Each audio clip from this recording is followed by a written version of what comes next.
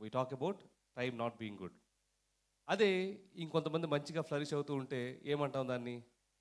అరే టైం బాగుంది అని అంటాం. ఎంతమంది ఈ టైమింగ్ నమ్ముతున్నారు? How many of you believe that good times bad times నమ్ముతున్నాను? Yes, I believe that there are good times and bad times అన్న వాళ్ళు చేతులెత్తండి. ఓకే. నమ్మము, I don't believe good times and bad times అన్న వాళ్ళు చేతులెత్తండి. Okay. రెండు కాదు నేను చూస్తాను అన్న వాళ్ళు చేతులెత్తండి. Very very good. Oh very nice, very nice, very nice. True. Most often people attribute the success or the state to good times.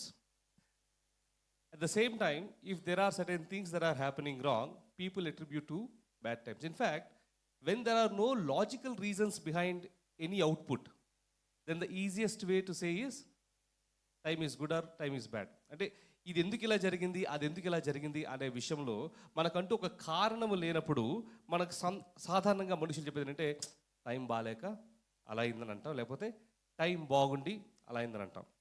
So I ask you A question. ఏంటి ఈ టైం బాగుండడము, టైమింగ్, సీజనాలిటీ అనేది నమ్ముతారా నమ్మరా అని? కొంతమంది నమ్ముతామన్నారు, కొంతమంది నమ్మనన్నారు. But does Bible talk about timing? దేవుని వాక్యం టైమింగ్ గురించి మాట్లాడుతుందా? Yes, definitely. God's Bible, God's word talks about timing. ఈ సమయము అనే దాని గురించి దేవుని వాక్యం డెఫినెట్గా మాట్లాడుతుంది. So today's message is all about timing. ఈరోజు వాక్యం ఏంటంటే టైమింగ్.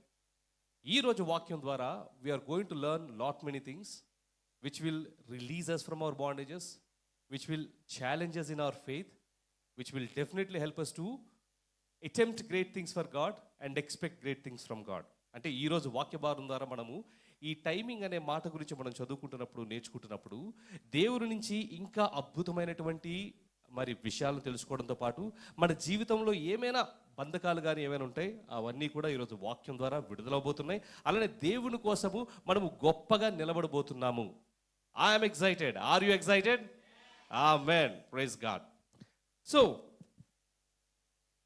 సాధారణంగా బైబిల్లో పుస్తకాలన్నీ చూసినట్లయితే ఒక పుస్తకం మనం పెద్దగా ఎక్కువగా చదవం. అంటే చాలా పుస్తకాలు చదవాలనుకోండి, ఆ కేటగిరీలో వచ్చిన పుస్తకాలు ఒకటి అని చెప్తారా? లామెంటేషన్స్. లామెంటేషన్స్ అంటే ఏంటి? విలాప వాక్యాలు. ఓకే, విలాప వాక్యాలు చదవం. ఇంకా ప్రకటనలు చదవం. రివల్యూషన్స్ కూడా అర్థమవుతా అర్థం కాదా అన్న చదవం. ఇంకా